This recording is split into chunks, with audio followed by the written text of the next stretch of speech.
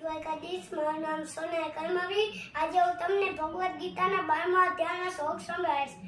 શ્લોક નંબર 1. અર્જુન ઉવાચ એવં સતત યુક્તાયે ભક્તાસ્વામ પયુપાસ્તે એ ચાપ્યક્ષરમ અવ્યક્તમ તેષાં કે યોગવિત્તમાઃ.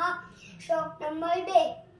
શ્રી ભગવાન ઉવાચ મય્યાવેશમનો યે માં નિત્યયુક્તા ઉપાસતે સત્વયા પર્યોપેતાસ્તે મે યુક્તતમા મતાઃ.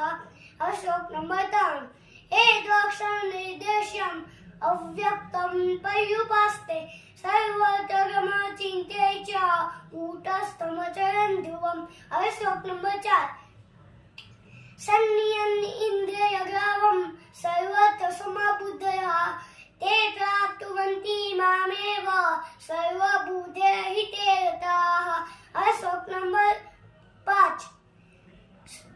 કેશોધિકતરસ્તેષાં અવ્યક્તા શક્તચેતસાં અવ્યક્તા હિ ગતિ દુઃખમ દેહવભિયવાપ્યતે.